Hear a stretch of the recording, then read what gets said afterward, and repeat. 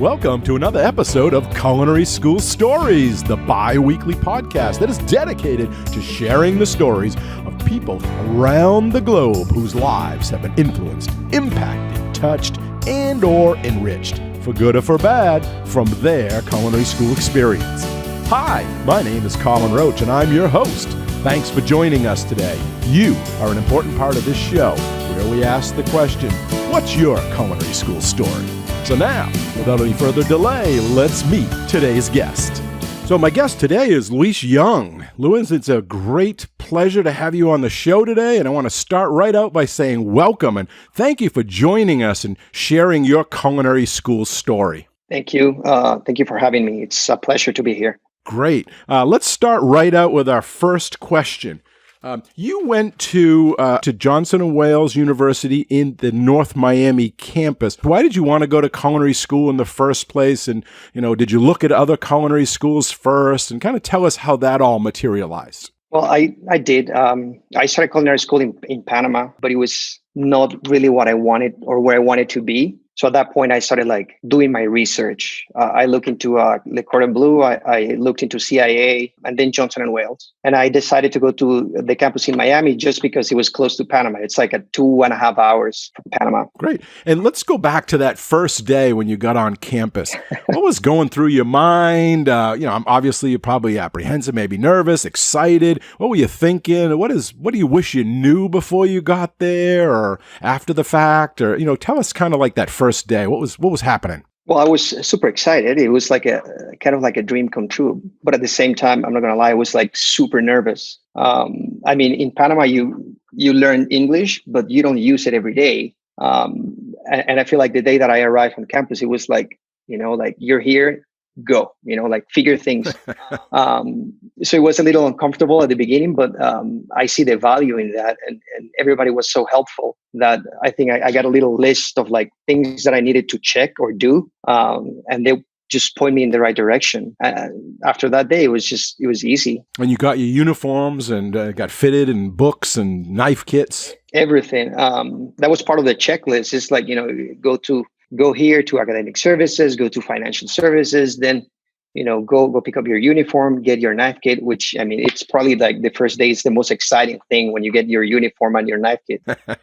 So they had a roadmap for you and you just hit different stations and got it all set up. Yep. Great. What advice would you give to someone wanting to pursue culinary school? They wanted to go to culinary school and they asked you about it. What was it like? Or what should I know? What would you tell them? Well, first of all, do your research. I think that there's so many options right now.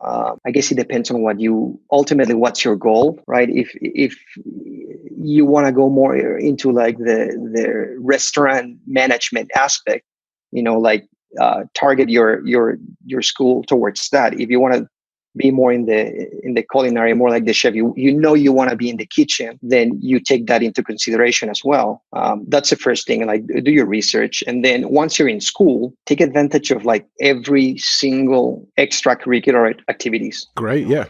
For me, competition was the thing. When I started, it was just doing the classes, and then I volunteered to pretty much every single help out for the open house or this other event. But doing competition, I think, was probably one of the most valuable experiences that I got from going to culinary school. What are some of the competitions you did participate in while you were at school? I did DECA for 3 years. Okay. I did the San Pellegrino, the Almost Famous, and then the ICC, which was the Johnson & Wales, the several campuses. How did you do in those competitions? DECA, that was team competition, and we won first place for the 3 years that we competed. Oh, great. San Pellegrino, I did very well. I won that one as well. And then ICC, that one we didn't do so well. We still placed. I think we got bronze medal, but we didn't win that one. We didn't get first place. Now, that San Pellegrino one was an individual contest, and I think, if I remember correctly, it starts local and regional and states. Maybe you could share with the listeners a little bit more about that competition, what you took away from it. Well, it was an interesting competition because I remember there were supposed to be 2 contestants from Johnson & Wales to go to the regional. And then once you win the regional, you go into the final. And a week before the regional, I got selected to go to the competition, and I was extremely nervous. But I think that like helped me work harder than anybody else, you know. And what I gained from all of that, it's like making you uncomfortable, getting out of your comfort zone. It's probably one of the best things that you can do for yourself. You know, most of the time we don't learn anything when we're comfortable, when, you know, like everything's the status quo, everything's nice and everything's the way it has been for a long time. You probably don't grow as much. When you force yourself to be in a situation where you're probably uncomfortable, it's probably challenging, that's when you really grow. And so you were growing during that competition because you were... Oh, absolutely. Absolutely. And how far did you go? Did you win the whole thing? Yes, I did. We went to the regional. I think it was in West Palm Beach. I won the regional. Then I think we had like a month to prepare for the final. And then whoever won like the individual regions, you were supposed to meet in Napa at the CIA in Greystone for the final. And then the competition was basically 2 days. The first day was a mystery basket portion of the competition. And then the next day you basically had to do the signature dish that you used during the regional, and then make 200 portions, like tasting portions, in about like 4 hours. And you were competing against winners from other regions? Yeah, from different regions. I don't remember all the regions, but it was like 10 or 12 regions. And those included like a contestant from Italy, one from Canada, and I think one from Mexico as well. Wow. So really international. Yep. Well, that was great. And what you won it all. What did you get? What did they give you? Did they give you a cash prize or a trophy, or what was the result? All the above. I think that there were several like categories. One was the mystery basket portion of it, then the signature dish portion of it, and then the overall like the title of San Pellegrino Almost Famous Chef. I won the signature dish portion of it, and then the overall competition, the Almost Famous Chef. And part of winning that was, there were several things. There were cash prize. I think I got like $13,000 to $14,000. Wowza. They also gave you like a set of all clads, and I got the opportunity to participate in the South Beach Food and Wine. I got the opportunity to go to the James Beards and Cooks over there. Ah, great. So it was a great experience. So not only what you got at culinary school as part of your curriculum and your classes academic, but you were also participating in a lot of extracurricular activities, and it absolutely appears it opened up some great doors for you and great experiences. Absolutely. And it also allows you to like have that like one-on-one time with your chefs instructors. Sometimes you're in class and there's 18, 20 people in the class, and you don't really have the time to like ask the questions that you really want to ask. Because I mean, you're so busy during class that when you're actually just practicing for competition, is usually, you know, one-on-one. You have the time to actually like ask the things that you want to know, whether it's like, you know, something technical or it's like advice, you know, like where should I go with my career? What's the best path to follow? So at what age did you know or think you wanted to become a chef or get into this culinary field? I think it was 12. I was 12. Before that, I wanted to be a doctor because since I was 3 years old, I was diagnosed with a kidney disease. And then at one point, I think around 12, 13, my like immune system was kind of like depressed. So I was supposed to be at home during the summer. Uh-huh. And then all I did was watch cooking shows. That's I mean, I really love to eat. So I was like, you know what, I'm gonna learn how to cook for myself, because part of the diet that I was in, it was, you know, no liquids, a lot of restrictions, no salt. So I said, you know what, I'm gonna watch all these cooking shows and I'm gonna learn so that I can cook for myself. And that's how it started. And then I took the opportunities to, like, when it was summertime from high school, I would volunteer to go work in a restaurant in Panama and work for the 3 months and learn. And suddenly something that started just like, you know, like as a hobby, or I wanted to just learn how to cook for myself. I saw it as an opportunity to help others as well. Oh, that's great. I realized that you don't need to be a doctor to help others. You know, there are other ways to help. Yeah, food is medicine, right? Mm-hmm. Were there times in which you wished to choose a different career, or did you question going into this field, or were you like, yes, this is it, this is what I'm going to do? I think that briefly, there were points in my life where I was like, what am I doing? And it's, again, those moments where you go through difficult times. I think that the first time that I experienced working in a 3 Michelin star restaurant, and you're not used to that.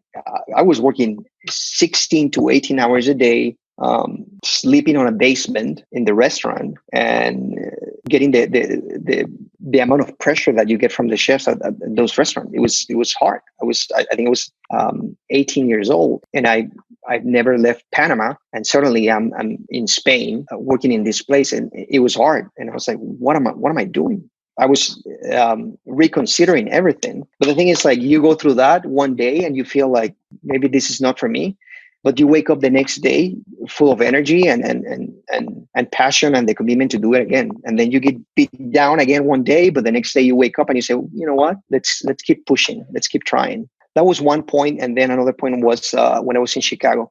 And I went through a similar experience working in a Michelin restaurant. I would wake up at 5, take a bus, then get to the restaurant by 5:36. And then I wouldn't leave until 8:39. So I never really saw sunlight for the amount of time that I was there. So it was hard. And at that point, I was like, maybe this is not for me. So I moved into working in front of the house, which it was valuable. I always recommend that to everybody, all my cooks right now. Like, if you have the experience or the opportunity, like, just do it once, work in front of the house. But when I was working in front of the house, I realized that it was not as engaging as I wanted it to be.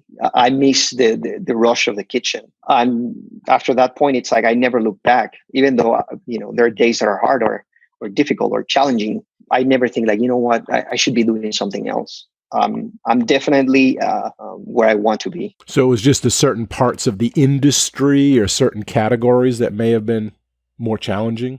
Yeah, I feel like one, it's the shock of like working X amount of hours at the beginning, right? We have this idea sometimes that 8-hour job, like it's not like that. It's not like that. I think that like first shock, then you get used to it and you're like, okay, but then something else, maybe like when you realize that you're working when everybody else is off, that probably for the past 10 years, I haven't celebrated my birthday. I've been always working, or that for the past 10 years, I've been working on Christmas Day. Sometimes you think about it, like, what am I doing? Like, life is about balance. It's about like, enjoying your job but at the same time, spending time with your family and the people that you love. But then I realized that, this is what I do. This is what I love. This is a big part of who I am. And it doesn't mean that I don't get the chance to spend time with family. It's just maybe not the same day, but the next day, like I can make it work. Sure. Did you find you went to the front of the house? Did you find it because it was easier, less demanding, or was it easier because of hours, less hours, or less stress, or how was that compared front and back of the house? I think that the hours were definitely better. Pay was better too. Oh, because you're working for tips. Exactly. Especially if you're a cook compared to like somebody that works around the house, the pay was better. I wouldn't say that it was easier. It was different. Especially somebody like me, like I'm by nature like an introvert. So it was challenging for me to like go to a table of 12 and like sure. introduce myself and talk to them. That's one part. And then it's like in the kitchen, we always were behind doors, right? So we don't really interact that much with the guests. Sometimes it's challenging when you have guests that are upset or that they don't like something. As a chef, most of the time we don't face that. It's the server who has to like take care of that. They have to be the liaison between the front and the back, the customer in the back of the house, and solve those problems. That's correct. Now, you were telling us about those restaurants. Explain a little bit more, especially for the listeners, where you work. Some of those places are very well known, and how you got those positions and what it was like. You already gave us a little taste that it's hard. You're sleeping in the basement. You're working all those hours. But how is it working with these famous chefs? For me, it started, I think it was 18, and I went to Spain to this restaurant called Martín Berasategui, 3 Michelin star. And it was, as I said, like very challenging experience, but probably because it was just the first experience that I had. After that, I had the opportunity to work at Alinea, and it got a little bit easier just because I was used to it by then. It's just like getting used to working at high standards. Like there's no room for being mediocre or I'm gonna let it fly this time and tomorrow will be better. No, like it's gotta be 100% all the time. That was a great experience. I learned so much from that. It was one of the best learning experiences because I was at a point, I think it was 2008 when I was at Alinea, and where all of this was new. All of this progressive cuisine was starting in the US. So it was definitely interesting. Then after that, I started school. I started Johnson & Wales. Once I finished school, I got the opportunity to work in Chicago for a couple of years. I did front of the house while I was there. I worked at Spiaggia for a few months. And then I went back to Miami. And at that point, I decided that I wanted to get my master's degree. So I traveled back to Spain. I went to the Basque Culinary Center, and I got my master's there. And part of the curriculum there, your last few months, you had to go to a restaurant and work. So I got the opportunity to work at El Celler de Can Roca. I think it was #1 restaurant that year. And again, that was like a life-changing experience because it was not only about food and service and the quality of the ingredients. At that place, I learned about how important it is to build a culture in a kitchen. How important it is to have a philosophy that your team it's fully behind it. How to keep them motivated. There's some other places you're just working, and that's why there's at least that's how I feel. I feel like there's such a high turnover. You work for 6 months to a year, you get burned out, and you move on. And I feel like at Can Roca, it was different. Even though it was hard, the hours were the same, 16 hours a day. But there was more a humane side to it. They make sure that we had breakfast every day. They made sure that we had lunch every day. They made sure that we had dinner every day. They made sure that we had a little break in the middle of service. They made sure that, days that we were not busy, they would take the whole team. And, today we're going to talk about hydrocolloids. And we're going to teach you about that. Or we're going to teach you about foraging or these microgreens. So it was about the philosophy and creating that culture in the kitchen. So that was definitely one of the best experience. And I always recommend, if you have the opportunity to travel, go to a place like that. And then after that, something that I thought that it would never happen was the French Laundry. Because since I was in Johnson & Wales, I was always applying to do a stage. And at one point, I think I got accepted to do a stage. And then for that summer, I went to Germany to do a study abroad. And then on the way back, I got an email saying that the stage program had been canceled. So I was like, well, I think that, the opportunity to be at the French Laundry, it's gone. And then a few years later, I applied and I got to work there. And that was another great experience. It was almost like a school. It's like an institution, you get there. It's not about forget about everything not because there's no value, but because we want to teach you how to fine tune those things that you've learned before.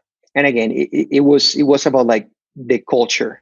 There is, in a place like the French Laundry, it's you want to be better because that you're surrounded by the best of the best. So there's a sense of a friendly competition, or more than a competition. I would say that it's collaboration. Huh. And they're from all over. The cooks, they're all from different schools and different, they're all dying to get in there, right? It must be a waiting list. And yeah, when I was there were people from Sweden. There were people from Mexico, from Venezuela, from all over the US.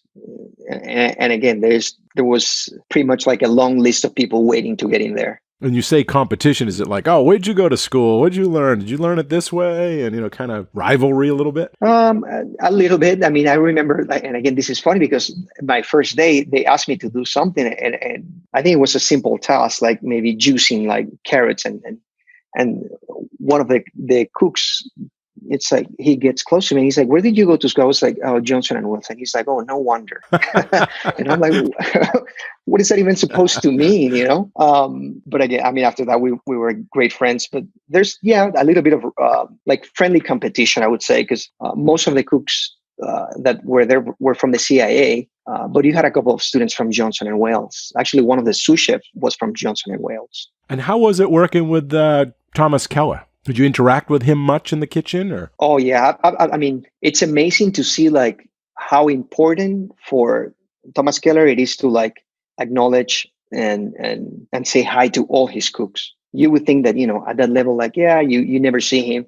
He was every single weekend. He was there. The minute he got into the kitchen, he made sure that he said hi to every single person in the kitchen. Wow. Not only the cooks, but like every single steward, every single person in the front of the house. And when he left for the day, it was the same. He made sure that he said goodbye to everyone. And you could see that culture throughout the whole like team.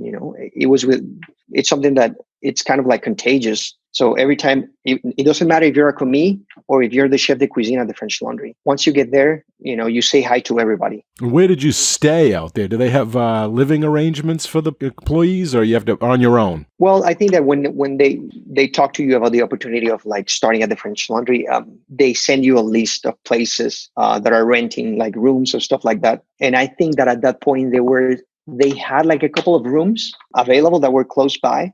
So definitely they help you. You weren't in the basement like that other restaurant. No. Luckily at that point, like I had a friend that was in Napa. So I just stayed there. If someone wanted to go to one of these, Michelin star top restaurants, what advice would you give them? How would you guide them? Or what best should they do if they wanted to follow in that route? Be persistent. It's been different in every single restaurant for me. Like Alinea, which is a funny story because my dad told me or he asked me what do you want to do? Like, what's your goal? And I was like, well, I want to work at the French Laundry or I want to work at Alinea.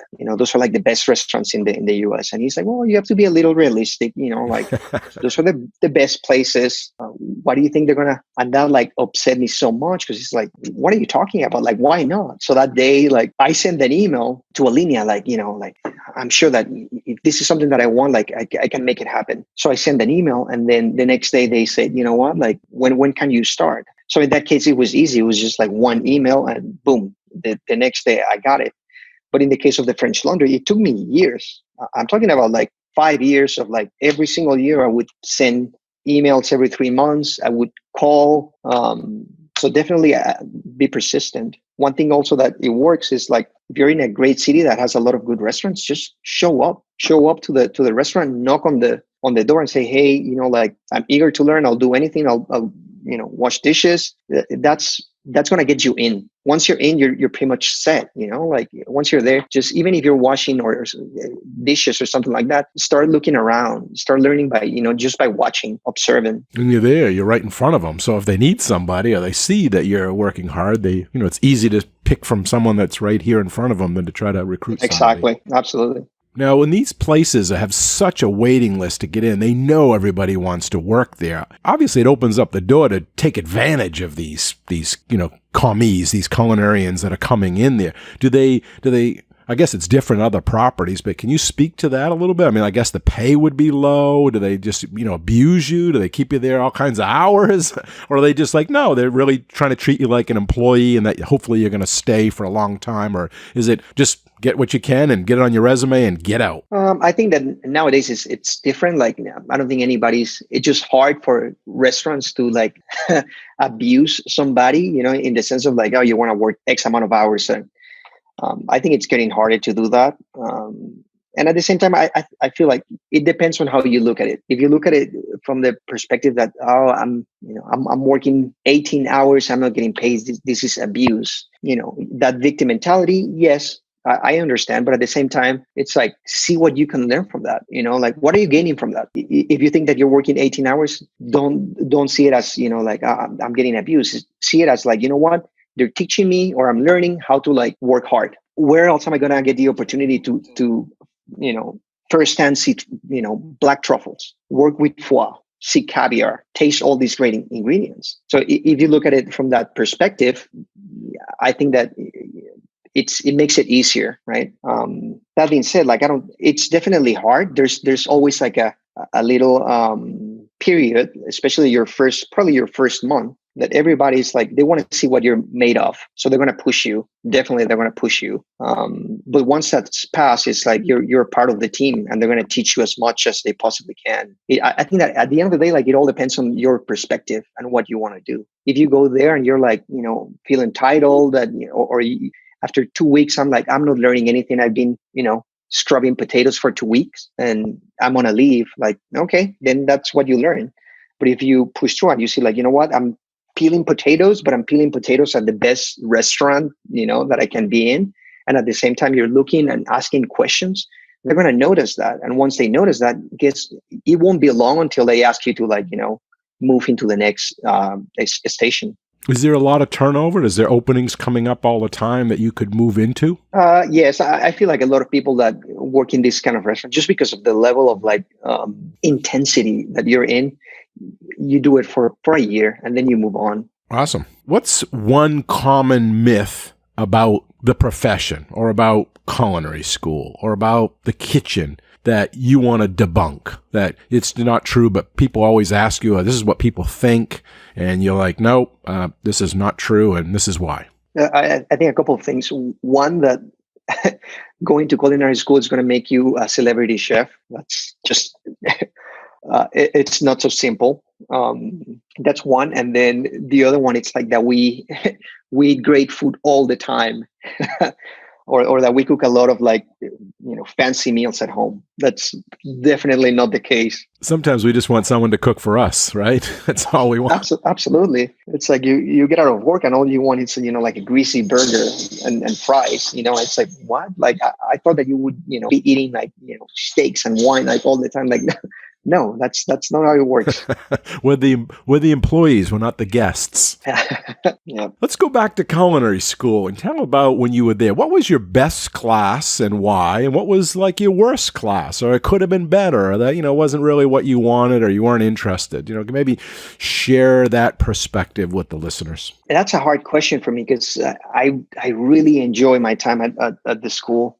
So I don't think I have like a class that I didn't really like, especially like if we're talking about only culinary. I think that some of the academics were, I thought that, maybe this is a little boring. Favorite class, I think that the front of the house classes, the dining room classes, just because it was so new to me. When I started Johnson & Wales, I already had a little bit of experience in the kitchen. So I knew a couple of things, but front of the house, I had no idea.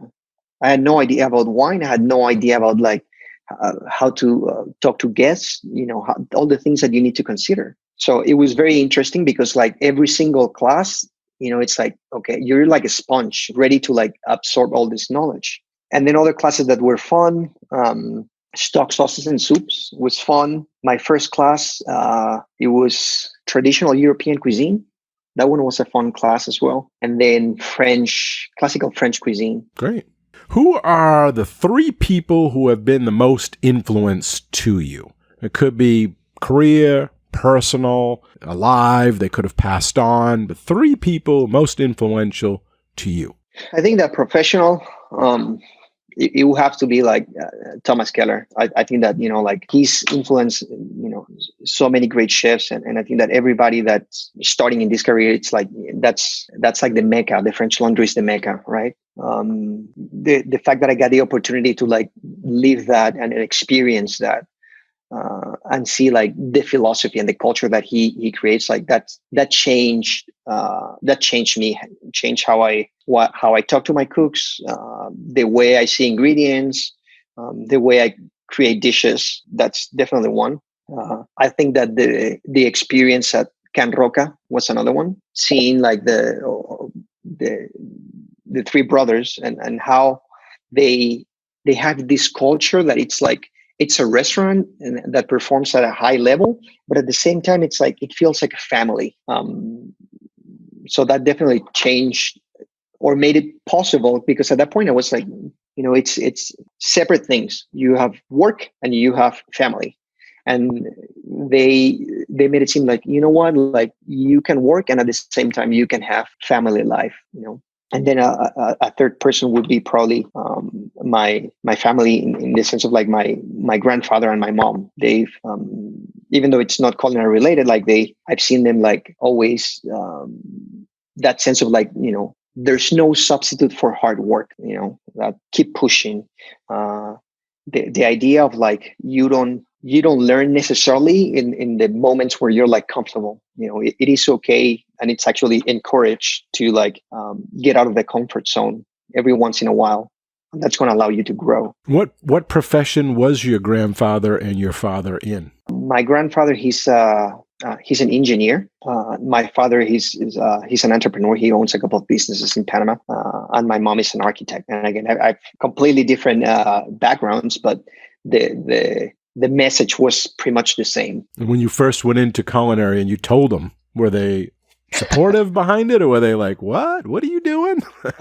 Well, they were like, "Are you sure?" Because when I was in Panama, I was showing like a couple of attitudes towards politics. I kind of like politics, and I got involved with everything that was around politics when I was in high school. So they were like, "Are you sure? Like, this is really what you want to do?"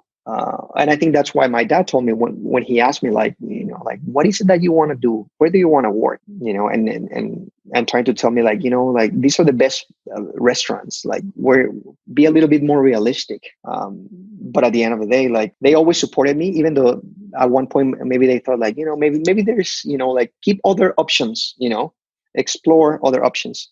But they always supported me.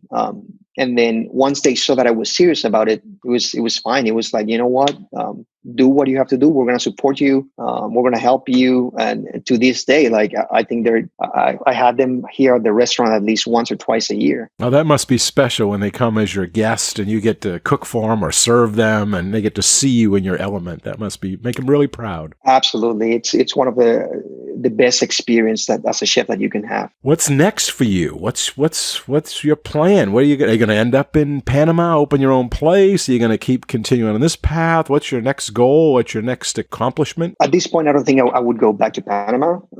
I feel like I've lived in the U.S. for the past 10 years. I'm used to it by now. I want to keep doing what I'm doing. I want to keep working in the kitchen for a few more years. I don't know that I want to be putting turkeys in the oven when I'm 60. But I'm going to be in the kitchen for the next few years.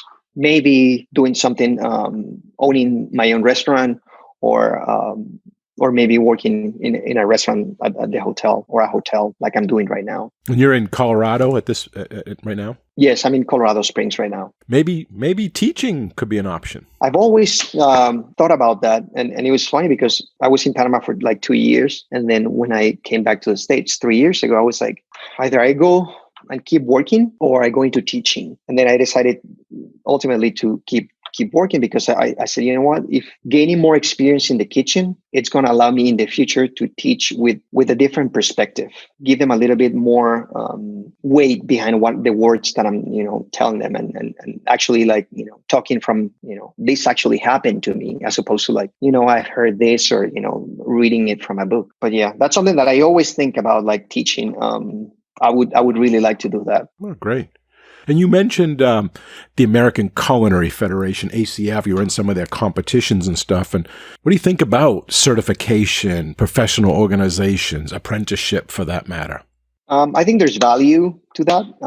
Now I see it. I think that at one point I was like, just working in a restaurant, that's all just keep working. But it offers you an opportunity, one, to connect with your peers, create a network, which is very important. And at the same time, it's like, once you've reached a certain level, it's like, okay, what do I do next? And I think that an organization like ACF and doing certifications allows you to, like, have a goal and keep pushing. right now I'm working on getting my CEC. At the beginning of the year, I passed the reading portion of it, and I'm planning on scheduling my practical. And that's like, now this is my next goal, and it keeps you moving forward. Yeah, keep learning. Mm-hmm. So as we come to the end of our chat today, and before we wrap up, is there any last minute advice or guidance you want to leave with the listeners? Something you want to share? Well, as far as advice, I would say focus on learning from the best. You can do it two ways, right? Like you can be, as I said in an example, you can be peeling potatoes at a regular average Joe restaurant, or you can be peeling potatoes at the best restaurant in the country or in the state. And at the end of the day, you're probably going to learn more from working at the best restaurant. So focus on that. Don't focus so much. And I get it. Sometimes it's hard because we have things to pay. We have responsibilities. In your formative years, like don't focus so much about making money. Focus about how much can you learn, because that's going to potentially make you more money in the end. Take every opportunity as a learning experience, as a learning, in the case of working in a restaurant and you feel oh my God, I'm getting abused because I'm working 18 hours. Change your perspective.